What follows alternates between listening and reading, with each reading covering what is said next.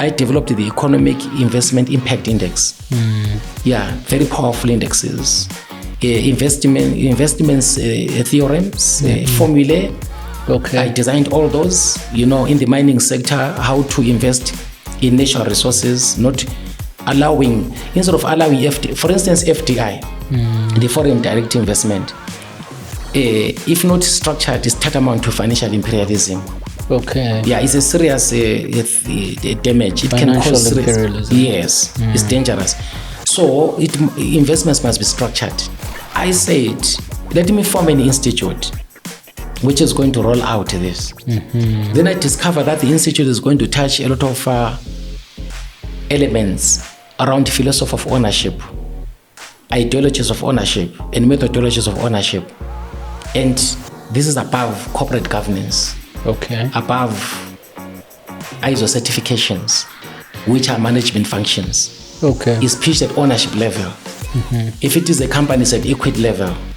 If it is sectoral, it is sector profiling, controlling sector, how cartels work, how to decartel. So it escalated into control of economies. So JAMA Economic Development Institute uses economic intelligence model. Okay. It is the first private-owned economic intelligence organization in Africa.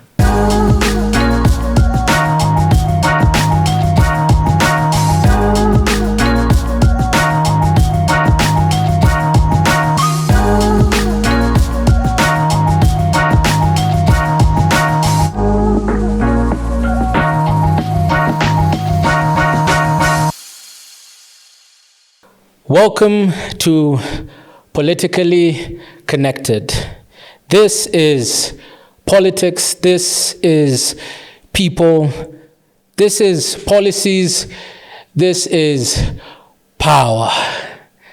On Politically Connected, we intend to democratize the ownership of politics. We intend to democratize discussions about politics. And as young people, we are determined to be part of the new African narrative and to be embedded in shaping that narrative. I am your host, Chaka Sichangi, and I am today joined by an eminent guest, Dr. Khumbulani. Welcome to Politically Connected. Thank you, Chaka. We're really glad to have you here. Dr. Khumbulani is really a man with a passion and a heart for Africa. He is a man of illustrious qualifications, a development economist and a market maker. And we are hoping that he will teach us what a market maker is and what it means for his vision and understanding of the future of Africa. This is bound to be an interesting conversation, and we are about to find out how all that is politically connected. Dr. Khumbulani, quite a profile that you have. We are quite excited to hear what it is that you have for us today. And here on Politically Connected, the first question we are eager to hear from our guests is, what is your earliest memory of being politically aware? Thank you for that question, Chaka. My background in politics, I can say, is not many political activities, but it is that of high elevation, very rich background. Short, but very rich. Back home, where I was born in Zimbabwe, when I was in Form 3, we had a very unfortunate situation in Zimbabwe. I come from Matebeleland, west of Zimbabwe. So we used to belong as a region to PF ZAPU, which was led by Joshua Nkomo. With us, the party that we supported, mostly as a region. Our party was a national party with support across Zimbabwe. But our region constituted only about 20% of the population. So we were hoping that we were going to win the national elections. We're up against ZANU, which was headed by Robert Mugabe, while our leader was Joshua Nkomo. So there were disputes and conflicts after getting independence in 1980. So from 1982, the conflicts escalated into almost a civil war. And then our ZAP representatives in government were fired. And then we also accused of running dissidents, like an illegal army in our region of Midlands in Matebeleland. So ZANU-PF, through government, unleashed the terror on the region, and many people were killed under what is called Kukuraundi. But then our leaders sat down later on to normalize the situation. And at this moment, I would like to thank other African leaders who weighed in to bring peace. Samora Machel, Julius Nyerere, we'd like to thank them a lot. So we sat down, our leaders sat down, Joshua Nkomo and Robert Mugabe. But before, while they were sitting down, there were a lot of hearings that were going on for reconciliation, healing, and trying to mend relationships. So running into 1985, 1986, to stop the massacre of people in Matebeleland. Our leadership was trying to show that people were no way connected to these resurgence, military people. They were just warlords. Our people were not involved with them. But the government believed that our people were hibernating them, were giving them food, so they were killing people. So when discussions were going on to solve the problem, then that's when I remember we were called as young. I think I was in first of all, I was in Form 2, 1985. Then we were called to Pelandaba Club, Pelandaba Wall, at the club. We used to play soccer there as small children. Yeah, it's a community wall. There is a small soccer pitch we used to play by our club. Then we were called. I think there were hearings there, submissions on the effects of whether our people are getting killed or not. I won't go deeper, but I experienced a lot, both in our rural area and in town. With my own eyes, I saw people, how people died, how the army killed people. With my own eyes, how our homestead, my own personal homestead in district of Nkai, how it was burnt to ashes, and head of cattle all shot dead. And the people were keeping the homestead killed. We saw that. So the experience that I have had was painful. So I called them to come and witness. And then that's how I started as a boy in grade 9 or Form 2. That's when I started to testify on political issues. You testified? Yes, to say this is what happened. It was done by ZAPU.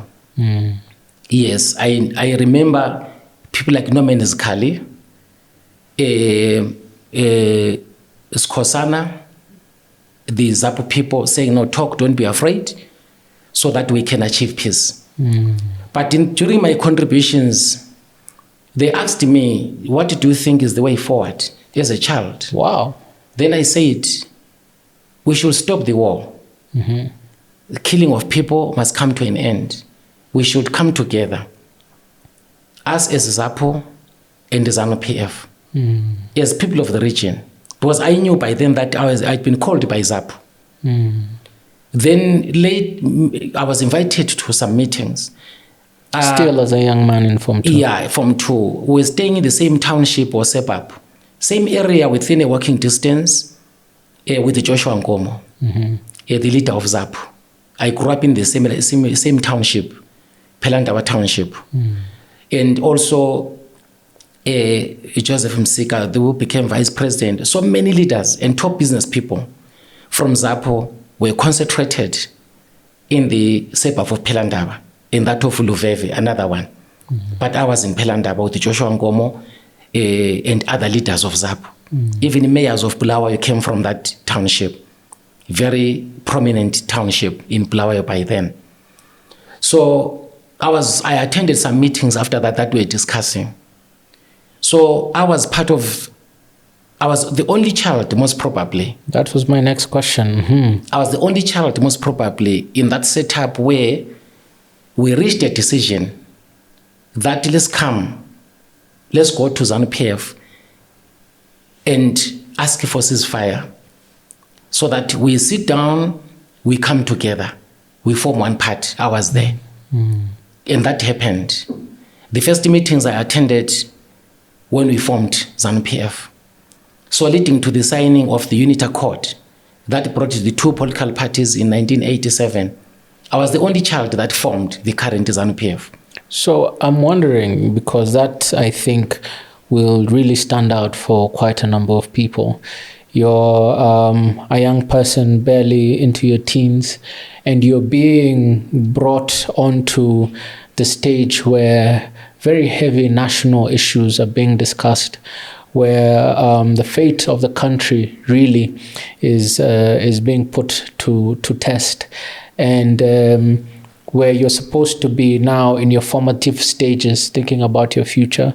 How is it that this young teenager in Form 2 was being roped in to discussing these things, issues that were so huge that they are bringing in people we've considered African heroes, the Samora Machels, Julius Nyerere, and you're a young man being roped into this?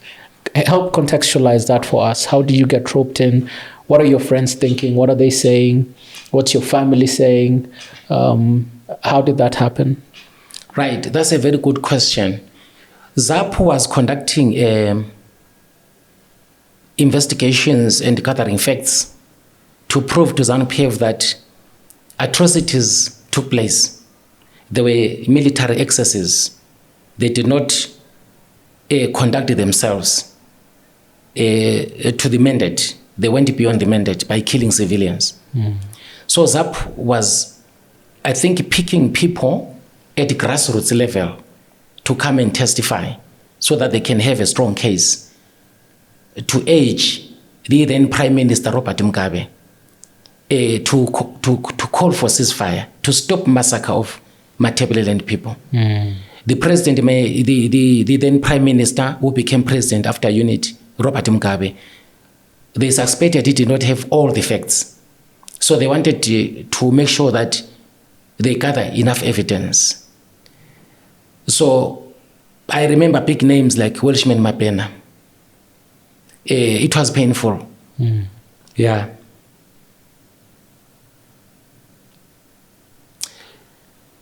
So they gathered information. We provided information of what we saw.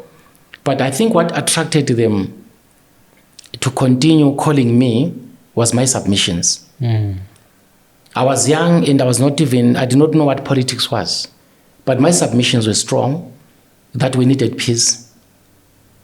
They said, why are you talking about peace?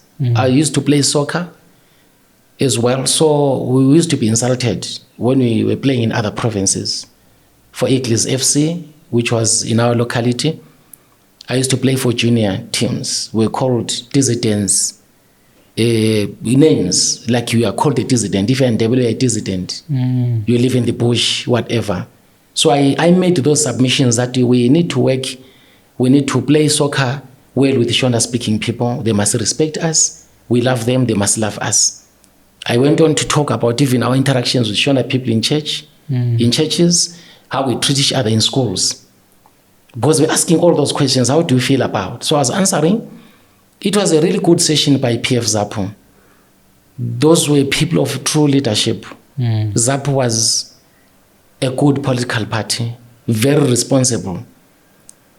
And it was strong, despite that we 20% of the population, but our party was strong. And by then I did not know that I was even being asked by ZAPU. All I knew that when they were speaking, people were asking me.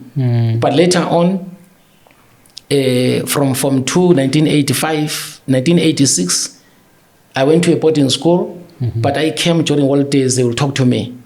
That's when I developed interest. I get into politics. We started to build up structures to say that, we have to call for ceasefire. Our people are dying. Now I was involved now. That's when I had a scope. So it was at a locality, but it escalated to province. It escalated to national talk. And I was part of that. And academically, I was doing well at school, so I could interpret issues. Yes, I was a bright child at school. So, so I could comprehend. I could see now what was happening. I was growing every day. And then finally, when we cited the Unit Accord in 1987, that was the year I turned 18, the same month. So I turned 18 on the 12th of December, and then 10 days later, we signed the Unit Accord. I was an adult already by then. So I knew exactly what we're signing. Yeah. You've mentioned your education, and I'll want us to come back to that in a moment. But just so that we don't lose the point, what was the significance of that occasion in 1987, given your submissions in years prior, and now you're having a unity accord? What did it mean for you? What did it mean for your region? And what did it mean for the country? Truly speaking, the signing of Unit Accord meant a lot to me until today.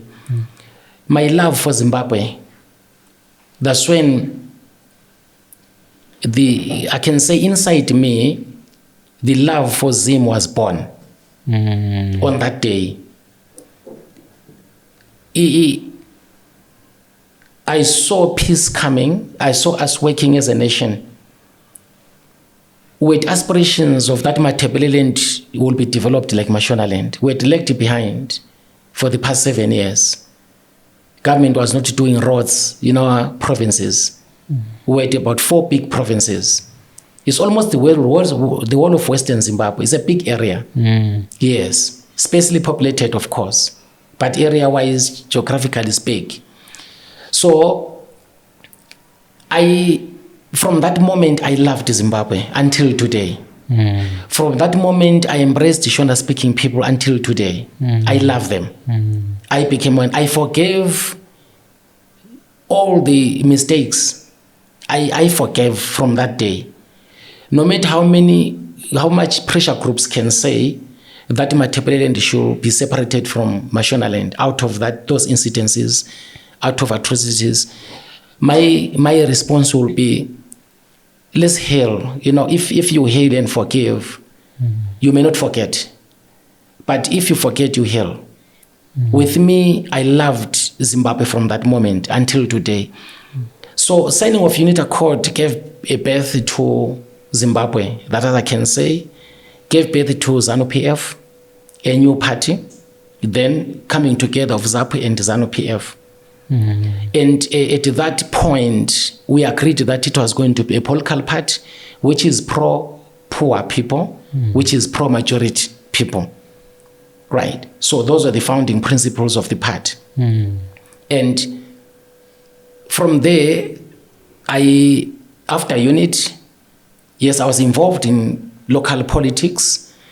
So to go back to your question, there were different levels of involvement. The presidents like Comrade Samora Machel, yes, we lost him in 1986 but when he started negotiations in 1985, they were working hard with Kenneth Kaunda. They were working very hard from Zambia.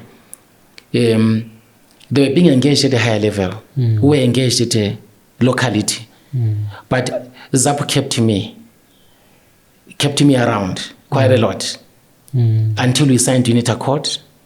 I remained loyal to ZANU-PF until the time that I went to University of Zimbabwe. Even when I was elected to be in the SRC, that was the only university by then. It was really a good SRC. We really had authority. For what is SRC for Student Africans who are not in Zimbabwe? Yeah. Okay, thank you. It's a Student Representative Council. Okay. Yes, it was very interesting. By then, we're the only University of Zimbabwe in the whole country, highly respected, and the SRC was highly respected in the country. So yeah. So now you're at the University of Zimbabwe. You're getting involved in student politics, and my question was going to be, as a young teenager informed to being thrust into national politics to consider national issues, how do you go from that then to economics? Is that what you studied at the University of Zimbabwe? How are you balancing this career choice and that political experience and going into SRC as well? Yeah, I still had an appreciation why I campaigned and became a student leader is because I understood politics. And I was looking at one strong student body that was supposed to not to be abused by university administration, and also not to be abused by the government. It was by then, student activism, that we don't want to be disturbed. Yes, we want our privileges, we want a proper environment to study. So, but for me, it was in that, and also in having a united student body, not divided by tribes. So why I campaigned was to foster unity within the student body and the student union, yes, across. So that's what inspired me to campaign, having had worked from the nature of ZANU-PF and PF ZAPU. Yes, so I was coming from that perspective. And what informed the choice of your major, what you studied in university? Right. In university, I studied a Bachelor of Arts in History and Economic History. Yes. So that's what I studied. And did your experience inform that choice in any way?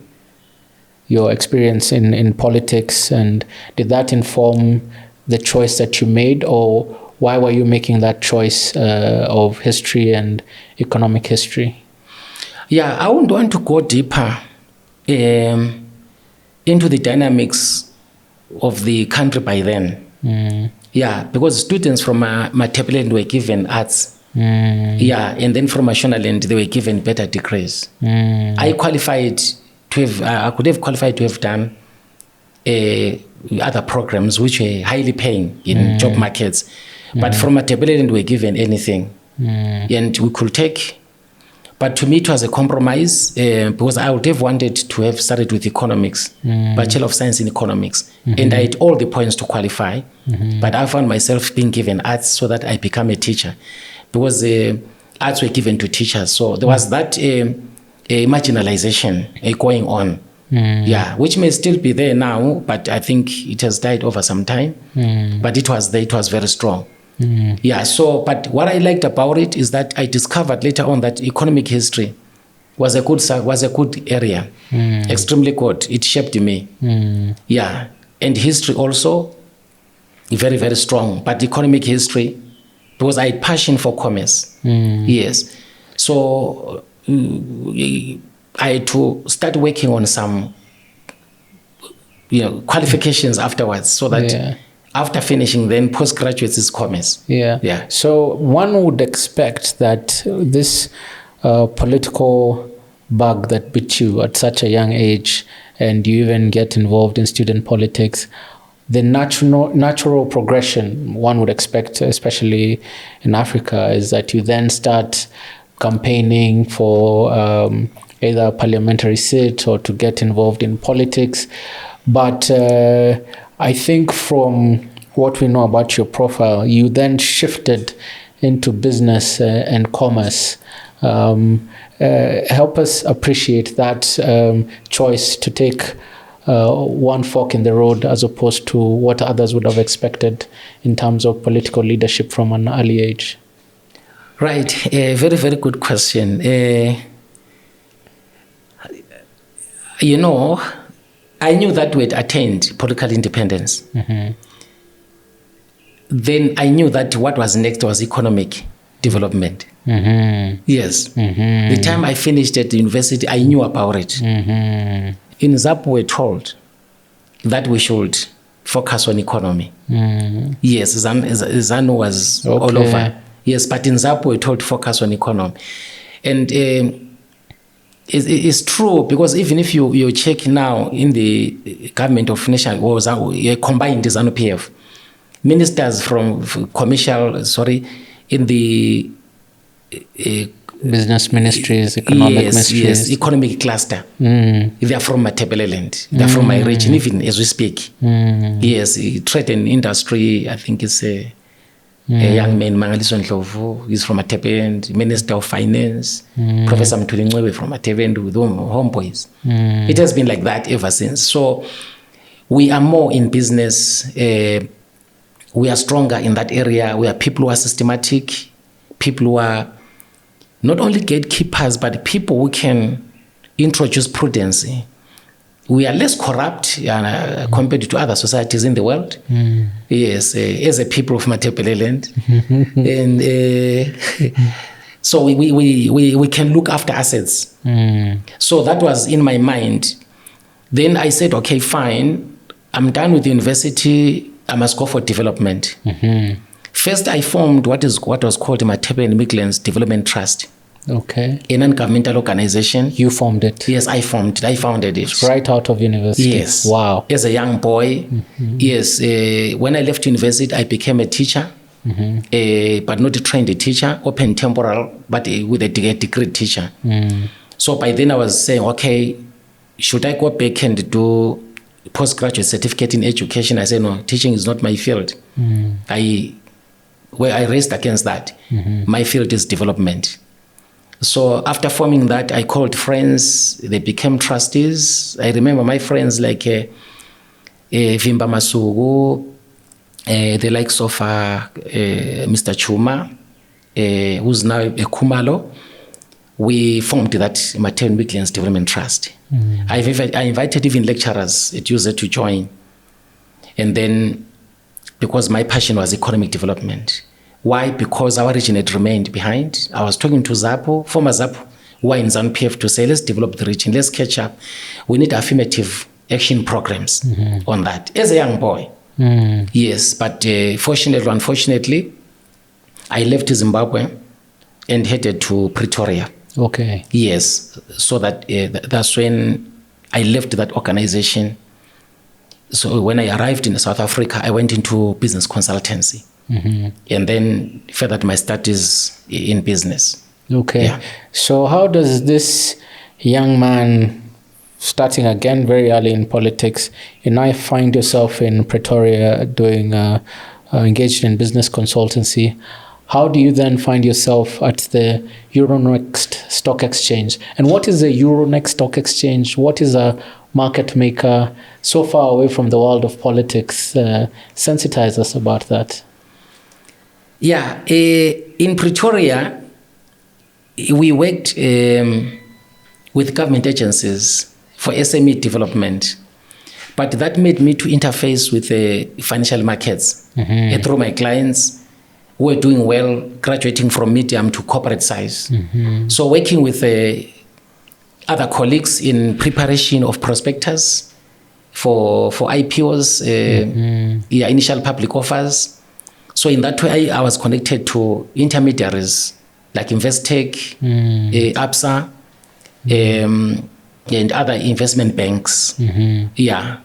And then when you do a job in Johannesburg, let's say to list a company for rights issue in Johannesburg Stock Exchange, you'll find yourself having to also to do something for the Nairobi Stock Exchange.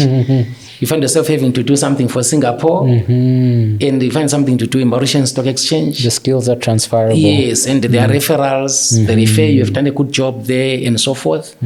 So that's how I graduated from South African financial markets into Asian financial markets. Okay.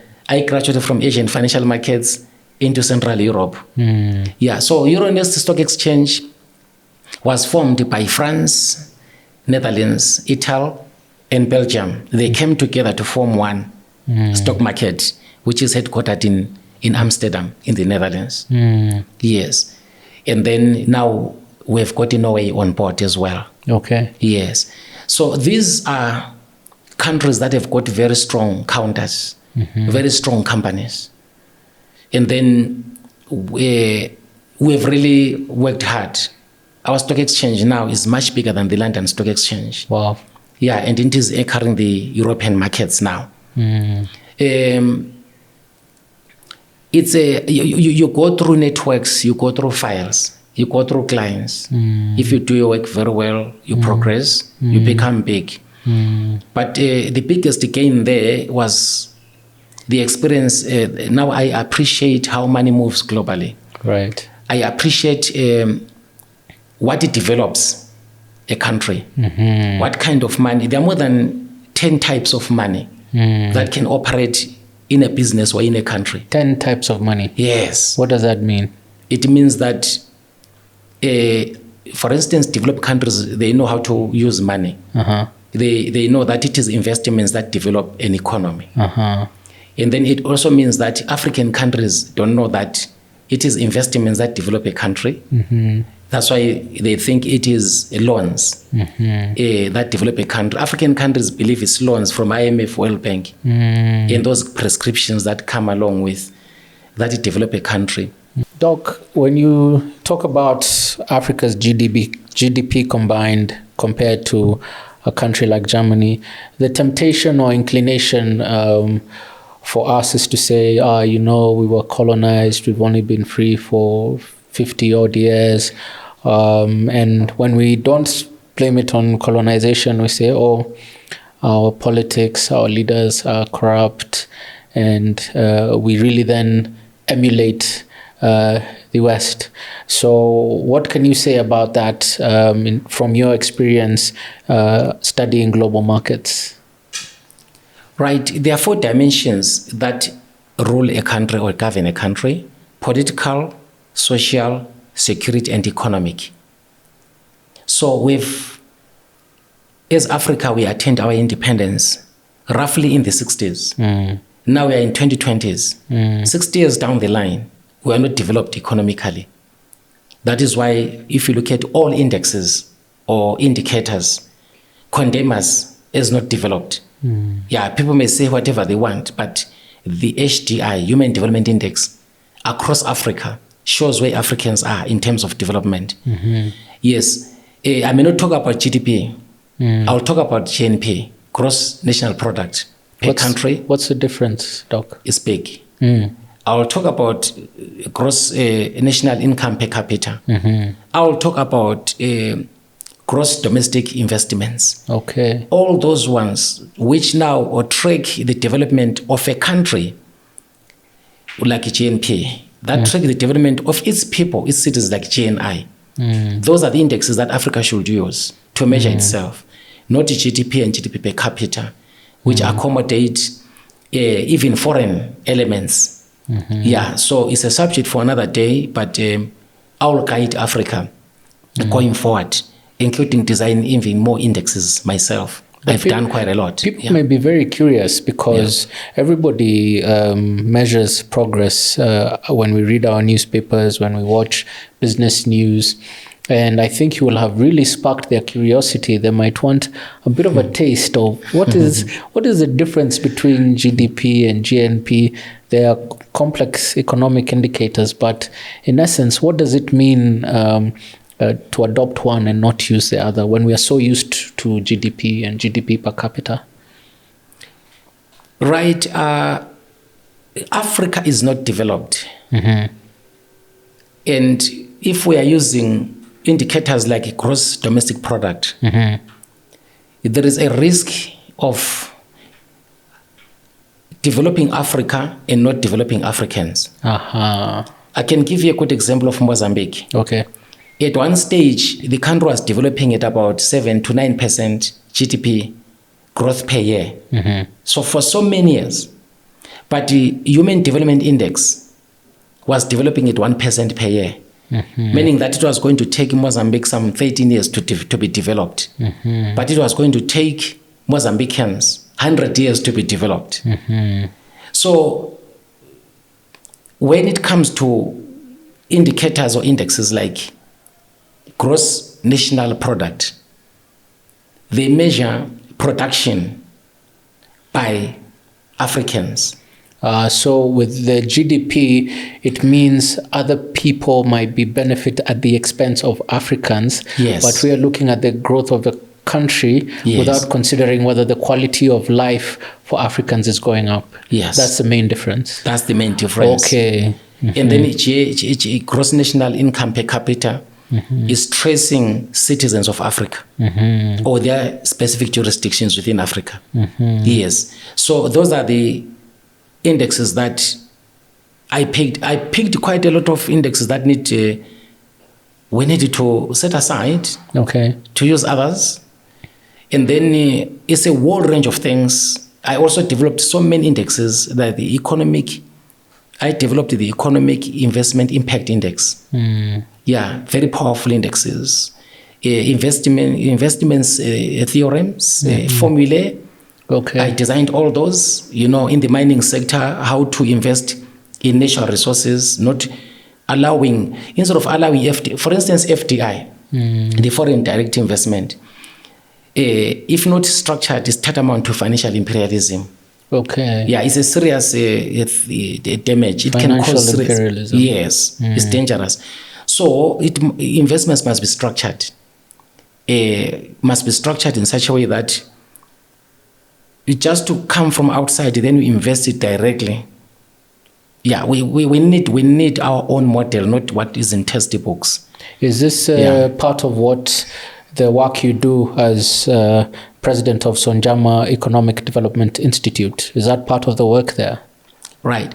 After discovering that Africa needed a different formula to develop, that's when we looked at indicators, indexes, also designed a lot of new indexes. Then we saw that it was a little bit disruptive in nature. And now this is a basket that can develop Africa forward. And it is feasible. It can happen. Then I said, let me form an institute which is going to roll out this. Then I discovered that the institute is going to touch a lot of elements around philosophy of ownership, ideologies of ownership, and methodologies of ownership. And this is above corporate governance, above ISO certifications, which are management functions. It's pitched at ownership level. If it is a company, it's at equity level. If it is sectoral, it is sector profiling, controlling sector, how cartels work, how to decartel. So it escalated into control of economies. Then we said, this institute must be economic intelligence. Then I set it. So JAMA Economic Development Institute uses economic intelligence model. It is the first private-owned economic intelligence organization in Africa. Are there others in the world? Then it is the first black-owned economic intelligence in the world. Yes, I founded that. So we have strong on product intelligence, enterprise intelligence, sector intelligence, and economic intelligence. So our institute can really create an economy from scratch, or can reform an economy.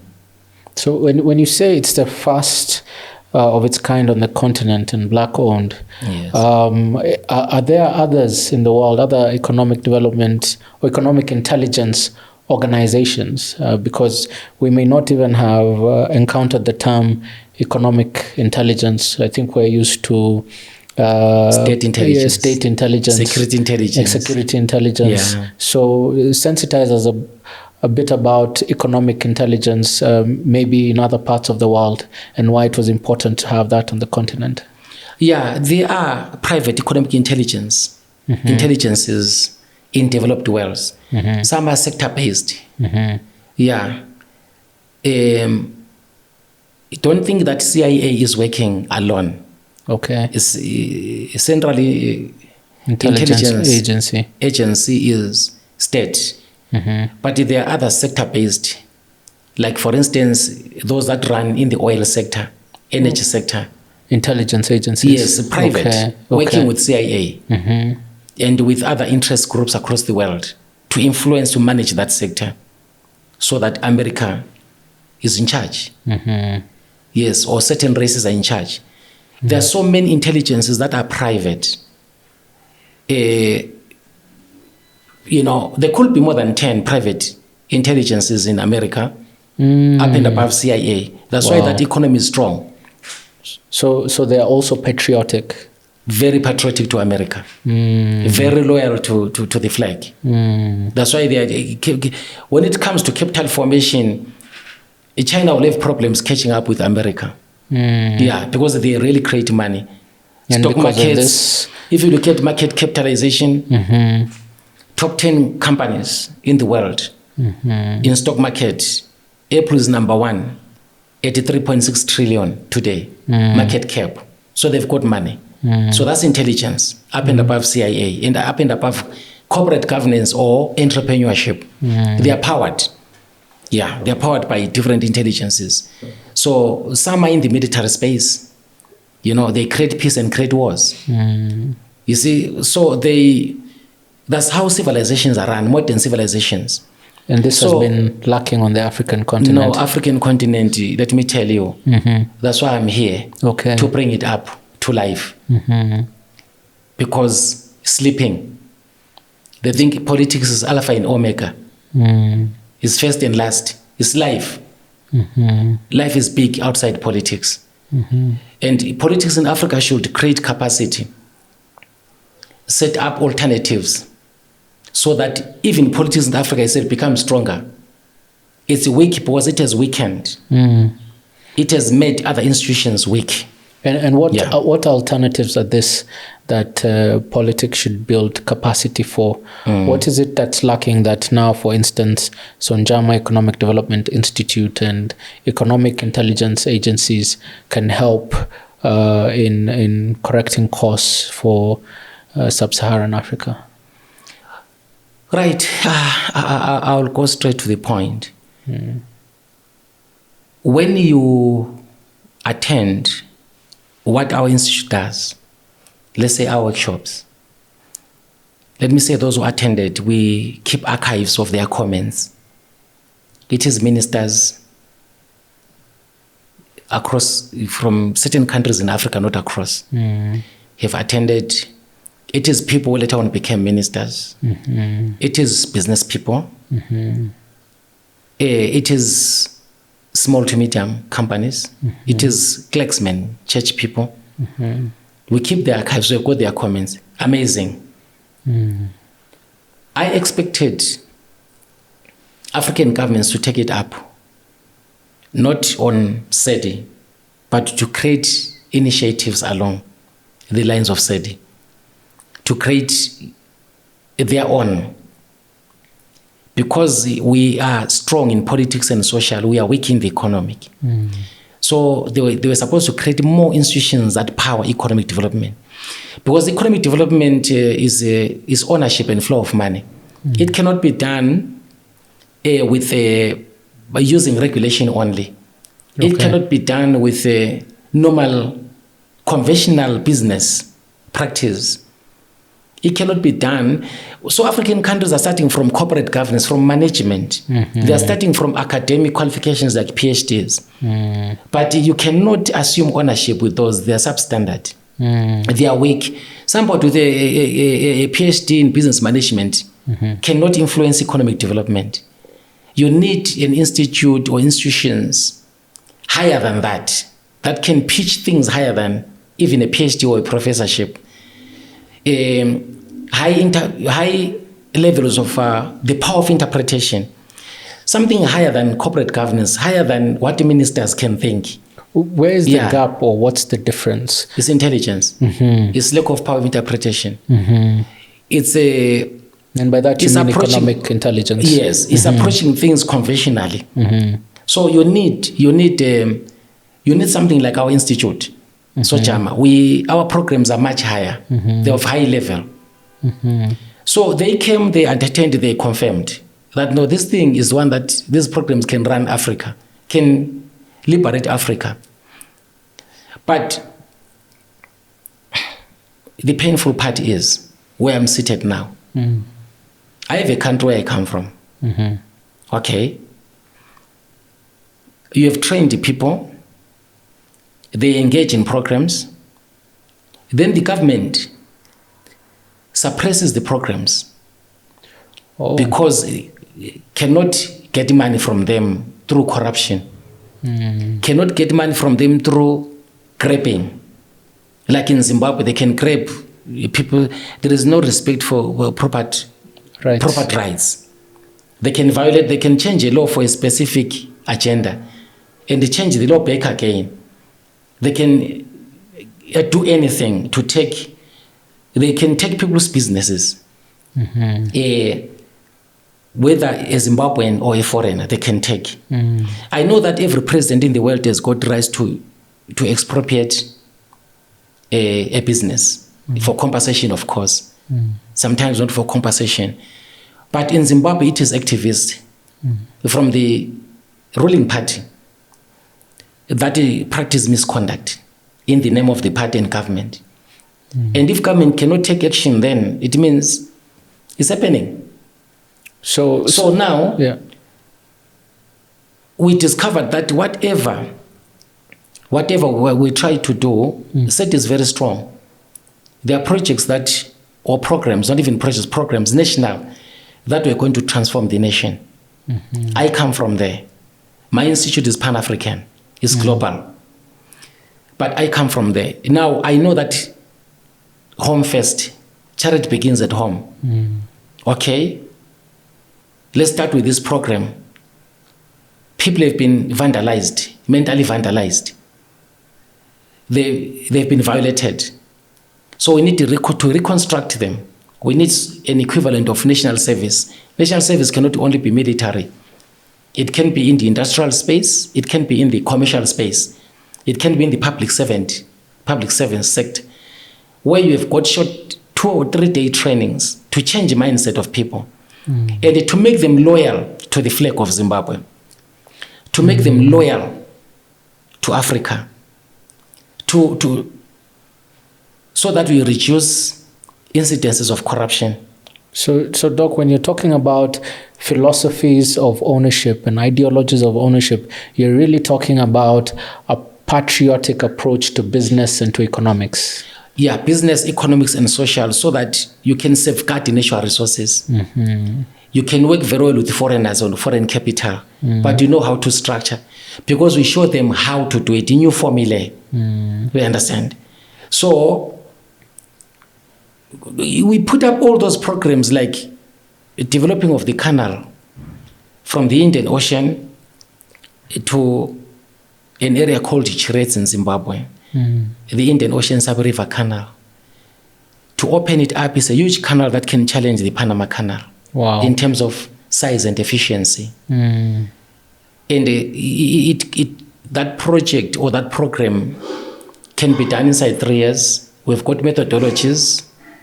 We've got capital to do it. It can be nodal.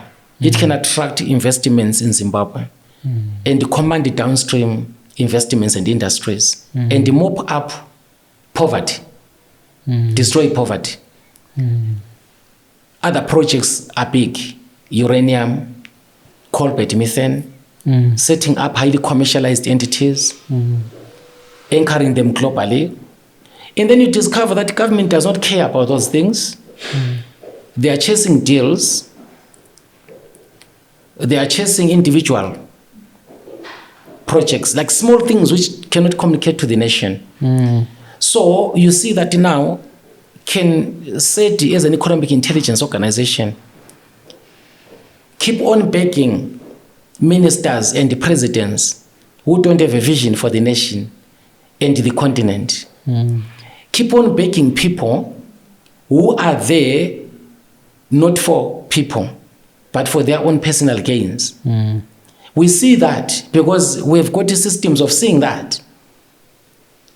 So as said, we can say that Africa, Africans must understand that it's time for change. And for me in Zimbabwe, where I come from, we have programs that can develop that nation overnight. Feasible.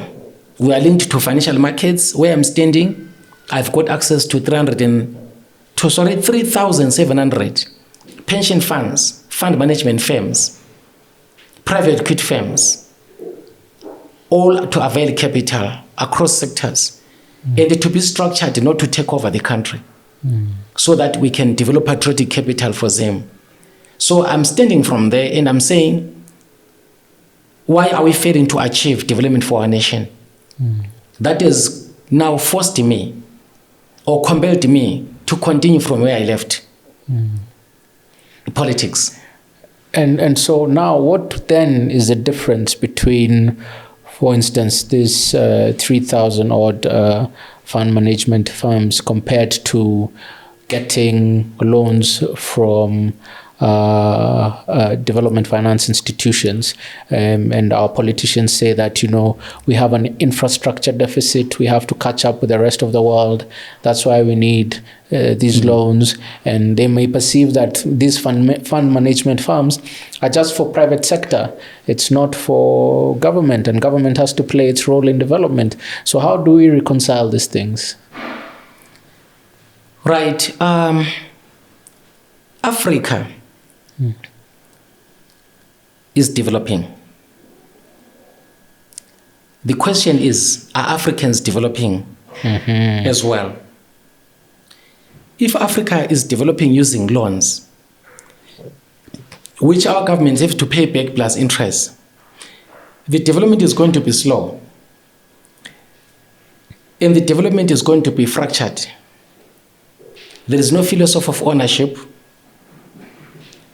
no ideologies of ownership in that equation, and no methodologies of ownership. So that development does not have African DNA. They cannot be continued. That is why you find that even donations cannot develop a nation. Loans cannot develop a nation. That you cannot do sustainable development to that. Because there is lack of ownership.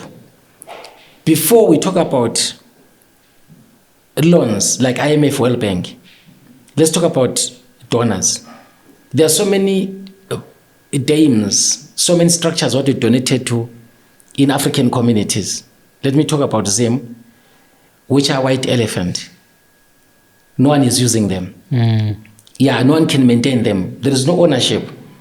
They are not linked to productivity. They are not linked to duty of obligations of declaring dividends. They are not linked to contribute to the tax system of a country so they can build capital formation for the nation. They are isolated, linked to the donor. And there is no good spirit in them. So they cannot go forward. The achievement was just in building something, and that was the end of it. Yes, it was done. It wasn't seen as part of an ecosystem. It cannot be. And that's where philosophies of ownership come in. Yes. It has to be linked to the development of the country, whatever project this is. Yeah. So how does then the African citizen, hearing you talking about fund management firms who they associate with, big capital and their profits, how does the African citizen find a nexus with that? How do they benefit from that? How do they participate in that? And how does it contribute practically to the development of a company? Development should be done through investments. The word investments has been abused in Africa to mean anything, from trade to loans. But let me define investments as equity.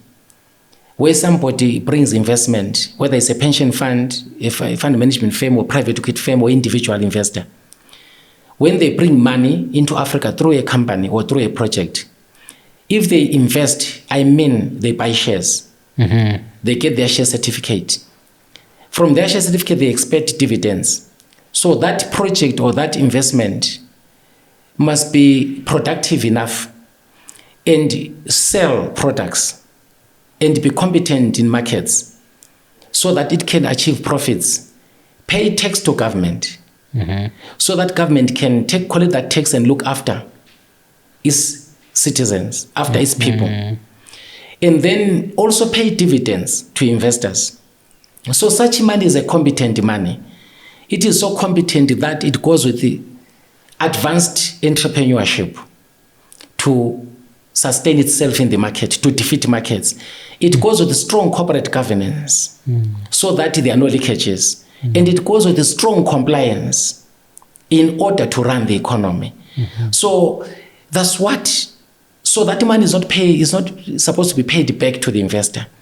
When I say equity, they bring that money, that we don't pay it back as a country or as Africa or as a company. We just, together with those investors, we make losses. Together with those investors, we make profits, we share dividends. That's a principle that will develop Africa going forward. That's a principle that I'm appealing to African leaders to absorb, to take up.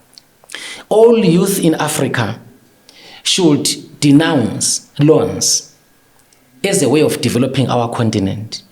All youth in Africa should let go donation, should let go USAID, should let go all those things.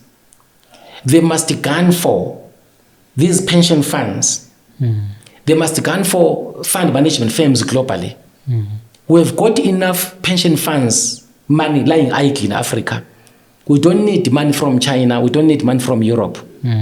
South Africa's retirement industry alone has got 5.3 trillion rand in retirement funds sitting, waiting for a small company in Kenya, owned by a Kenyan, to go there and say, can you invest in my business? Together we declare profits, together we declare losses. If they buy shares in your company, they will bring proper corporate governance because they don't want to lose pensioners' money. They will bring latest technology. They will bring economies of scale so that your prices of your products are competent globally. They will bring philosophies of ownership. And then each company has got prospects to be a global giant through manuals, through franchising out or branching out. We've got all those systems in place. So there is no need for us to go for loans. Now, let me summarize. Let's not use loans to develop Africa. We don't need them. Let's not use aid to develop in Africa. It destroys the mindset. We cannot grow with that. To me, it is satanic. It's not godly. That's why we cannot go anywhere. Let us remove the issue of benefit. Let's take up responsibility. Yes, so that we can work towards achieving profits, pay tax, declare dividends. And that sounds very lovely and inspiring. But sitting here as a young man, a Kenyan, I'm imagining that, okay, when I think about the stock exchange, there are less than 100 companies. And when I think about private companies, they are either started and retained as family-owned or accessible just to a few capitalists. When I sit here, I think about the fact that a huge cross-section of our economy is informal. How does this then connect with this philosophy of ownership that we are talking about? And even that stock exchange with less than 100 companies, most of it has participation from foreign markets. So how do we move from this position to this aspiration that you've articulated so well? Right, Chaka, I'm here in East Africa. One of the reasons why I'm here is to conduct 1 day up to 3 day, 1 day or sometimes 3 days workshops to train chartered accountants, to train supply chain practitioners, to train legal practitioners, lawyers, to train actuarial scientists on how to structure investments, and so that we can create soft infrastructure. We can create enabling environment and enablers in the form of these professionals. After that, we are now inviting companies, selected companies. Mm-hmm. We are training them on the importance of product range, mm-hmm. on development of products and the structuring of products and ownership of products and legalization, like intellectual property, patents, copyrights, and so on a product. Because African products are not owned. Africans go for trading. They're not responsible, these companies. And then also to commercialize them, increase the authorized share capital, structure more than 20 types of shares per company. 20 types of shares. Yes, people just know ordinary and preferential. That's old textbook stuff. And in financial markets, we design all types of shares. Markets have got more than 20 types and hybrids, currently speaking, capturing interests of investors, whether they're institutional, they're corporate or individual. So that's what is out. The textbooks are outdated. There is no culture of investments. So I'm here to train to establish that financial markets architecture. And to be practical about it is the best. So after picking up these companies, we make them compatible with financial markets, whether they're going to sell shares or trade shares in the stock exchange or through private placements or private flotation. What is important is how shares are structured. Okay. Yes, and how it's registered with articles of association, all those other amendments. So if we do that, these companies can now own shares. The owners can own shares in a big way that they will never lose the company. That's how we structure. And they sell part of the shares to raise even billions without losing the company.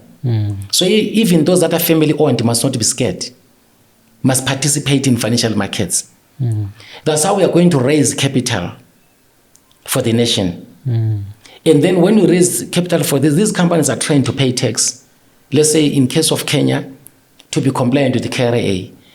KRA itself, Kenya Revenue Authority, must be watertight, no leakages, so that it can feed money into the treasury of Kenya. Treasury of Kenya now to look after the Human Development Index. That is mopping up people who are poor, look after them in a systematic manner. For instance, the orphans who don't have parents, disabled people, people out of employment must be compensated while they're looking for employment. Social security, elderly people, all those. That's how you lift up the nation. But the Kenyan government must get money from KRA, not from IMF and World Bank. It will never develop. This country won't develop. But Kenyans hearing about KRA would then imagine that means more taxes. And we've had situations where that has caused a lot of political tension. So if they then hear that we're talking about KRA, they may even feel that if they try to participate in this new vibrant kind of economy, all of it is then lost to KRA. Right. When you embark on a program whereby you are stopping loans and then you are promoting investments through private sector, when you are saying government cannot look for money outside to run its affairs, but government now look upon its own businesses to run its affairs, then you need to revamp KRA and make it watertight. At the same time, government should put up a stimulus package and then develop a competent tax regime, which is going to perhaps allow startup businesses certain threshold that they don't pay tax. That is not going to tax poor people. A tax regime that promotes enterprise development, not to kill businesses. In that way, because Those things can happen. They happen. They take place. They are feasible. They are practical. We have seen countries who have been involved do it successfully, like Croatia. We have done it successfully in Kazakhstan. Okay. Those things work. They are feasible. They are not textbook. They are beyond textbook. They are not curricular. They are beyond the curricula. It's for us to sit down and start to implement, to make mistakes, correct them as we go, build up institutional memory, and then build up our own DNA as Kenyans. It's going to work. So practically, where we are now, let me talk about Kenya.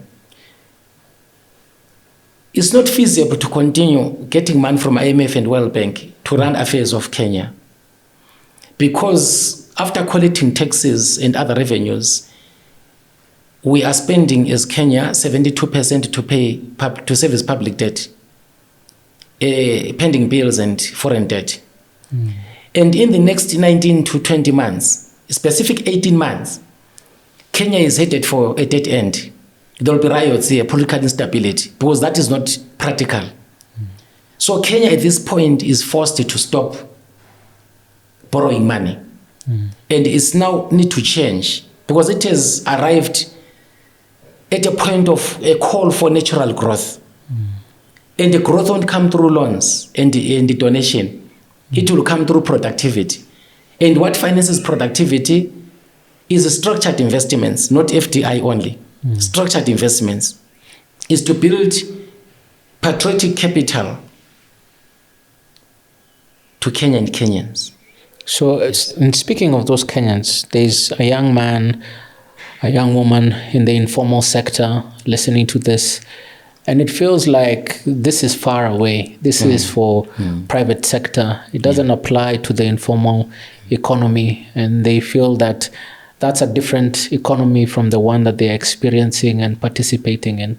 What would be your message to them, or how do you then view that that system that you've elaborated to reconcile with these young people in the informal sector? Right. There are some interventions that, when implemented, they naturally mop, they remove poverty. And people have got choices now. When those interventions are implemented, people are presented with opportunities and options.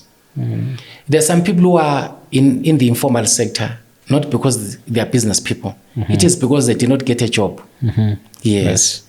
So there are some SMEs, small to medium people, who are running a company because they did not get a job.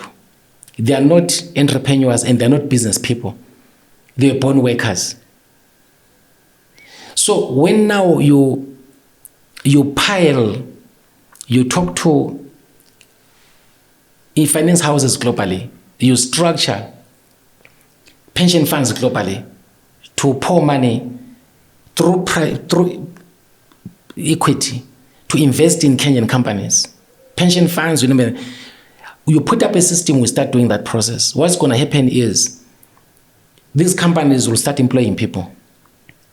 And then people have got a choice whether to be an SME, to do informal trading, or to get a job. So you'll start now mopping up people from the street. They'll be making choices. It goes along with formalization of the informal sector as well, as we go up. Hence the attempt to, or the drive to move Kenya from where it is now, which is half third world and half lower middle income country, to upper medium country inside 7 years.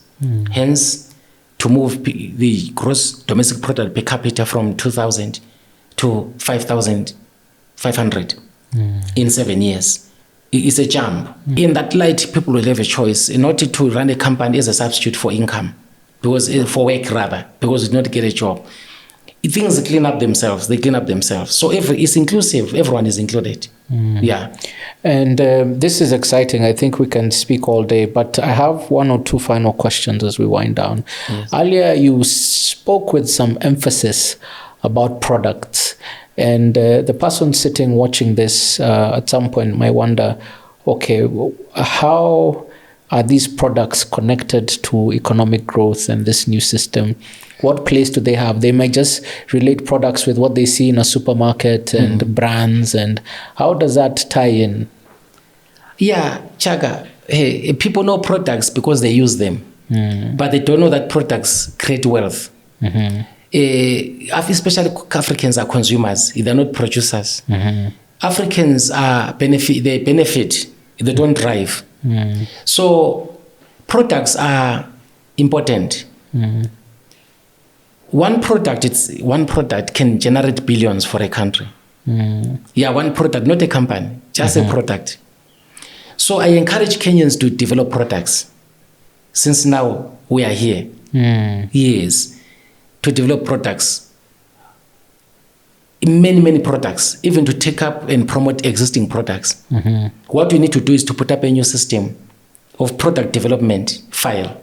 Each company must have a product development file, product development committee, each company, and each product. If your company has got about 50 products, it means that you may have about 200 files, because each product must have product development file, product development committee, product intellectual property file, and product intelligence file. Might that be seen as overkill? Is this being done successfully by other economies? Yes. Or is it, are there examples of how this has worked successfully to make economies thrive? Yes. These are not in textbooks, they are practically happening out there. Let me give you a product like Michelin tires. Okay. Yes. You can go and Google that Michelin tire, just one product, it brings billions to France. So France observe that product with respect. It is stronger than companies. As a product, it is stronger than... so you need a very strong enterprise to house such a product. Yes, and you need sector intelligence, state or private intelligence to keep it, to protect against cartels, to create cartels, to decartel cartels, existing cartels, you understand? So that it stays there, just like Coca-Cola. It's Coca-Cola and Fanta, those two. If you want to see, design any product in the world, a beverage that challenges them as a thirsty quench, something like that. Yeah, the intelligence that protects those globally will pounce on that product. It will be bought by Coca-Cola, and then they pour water over 5 years, and then if people don't like it, then they throw it away. Wow. Yes, in order to keep Coca-Cola and Fanta. And this is part of economic intelligence. That's product intelligence. It's part of economic intelligence. Okay. Yes. So African countries and African enterprises, they don't know that. They think that business is just trading on the counter. That's why our economy is small. Why is our economy small? Our companies are small as well. Our economy is small. Why is it that our companies are small? Because our companies have got this limited range of products, and they don't own them. They don't have product development intelligence. And every strong economy is strong because of products, not by anything, and enterprises that run them. If you look at Japan, it's a strong economy because of Mitsubishi, Isuzu, Nissan, Toyota, Philips. You can name them, so many, Hitachi, it's just so many, Toshiba, there are so many products. They are the ones that are taken to the world to invoice 7 billion people in the world. And then the man comes to Japan as trillions to pay tax to Japanese government so that it can look after its public servants. That's why they're highly paid. Look after hospitals. That's why it's high. It's because of those products have gone to mop money from people in the world. So Germany is strong because of Astra, because of Audi, because of Mercedes-Benz, because of Adidas, because of Continental. Germany is strong because of so many products. That's why it's bigger than the economy of England, because England does not have enough products. So products drive economies. Right. Yeah. It seems then that, considering where we started this conversation, that message that ZAPU gave you, that after political freedom, it's economic development, has stayed with you. Thank you. That you have carried it. And after going and studying financial markets around the world, it would seem that that message that ZAPU gave you is coming home to Africa for economic development. 100%. It was a painful life. He went through a lot. But I think God has got his way of doing things. I would like that we institutionalize what I have, so that it's not in me alone. It is put through institutions. It goes to our youth in Africa, especially young people, to take it up. That's the contribution I can make. That's what I can say, that having come from a strong political party like ZAPU, we joined with the ZANU-PF, and I think in the process a lot was lost. The only gain was peace, but the rest was lost. So it was a strong, principled political party with the values. I don't want to go into detail, but young people in Africa, please take up ownership of products. Let's institutionalize that. Now, if you go to World Intellectual Property Registration Office in Switzerland and in New York, there are very few products from Africa out of billions of products. So we don't earn royalties. We are poor. In Africa, we believe that if you run a business, the revenues are the only source of income, what you sell. But let me say that when you run a business, revenues, yes, let them come, because they give you a big marketing, is clean money. And also sell shares, structure shares, sell shares. That's how you make it.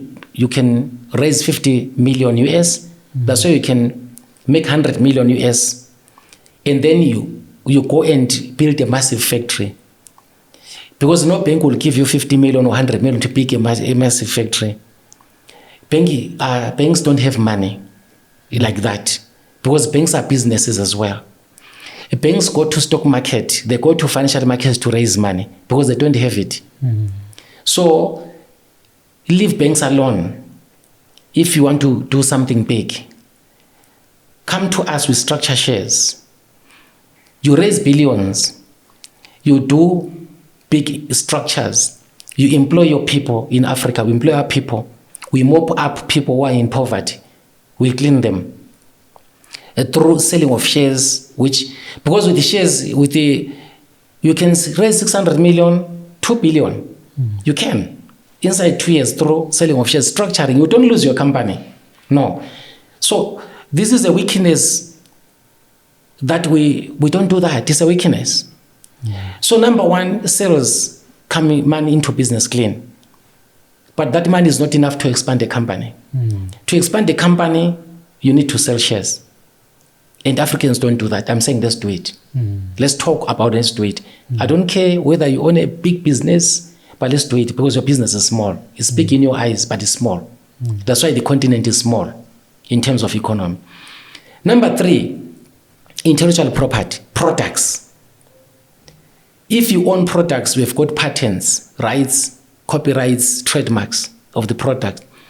You can choose either to do it within your company, but if your company is small, you can take it to another company, which is strong, which can produce it in economies of scale and take it to the markets, to the end user. That company will pay royalties to you. As a result, you earn billions a year, hundreds of millions a year. That area is where we are weak as Africans. We don't invoice from products alone. So every company must have 3 streams of revenues: sales, selling of shares, and IP revenues. 3. Every company. But African companies are only on revenues only. That's why they are small. Yeah. Wow, ladies and gentlemen, so much to learn, so much to unpack, but we can say with a level of emphasis that if you are inspired and enlightened as I am, there is hope for Africa. There is hope for the future of the children of Africa. And a big part of that has to do with economic development. And it is not independent from how we think about our societies or our politics. As the good doctor said, our politics is supposed to build capacity for economies to thrive. We have learned a lot, and we hope that as Africans, we will take up these lessons, take up this challenge, and develop our countries and develop the continent. I think with that, we can get a parting shot from the good doctor. With that said, we turn to the good doctor for a parting shot, a message to the young people of Africa. That's your camera. Thank you so much. Africa has prospects, and Africa is developable. From Sterling Financial Holdings, we have all systems, methodologies that are feasible, that are implementable. So let's work together. Let's keep in touch. Whether you are a big corporate, we are saying that your market cap is small. Let's grow it. Whether you're a medium income company, we are saying that we can take you to the corporate size, big company. If you're a small company, we can take you to medium or even corporate ones. If you're a startup, there are more prospects to greenfield companies. After talking to you, after listening the prospects of your products, we can list you, and then you can even make 200, 300 million US or billions of shillings inside a month after listing, because we've got prospects. It's a lie that you have to start small, then you grow big, organically until you are big. It depends on the products and whom you meet. You can start big from the beginning. So many Kenyans, you can have a chance of starting big from the beginning, right, or starting medium. Then for those who have got Kenya at heart, who have got Africa at heart, let's keep in touch. Thank you.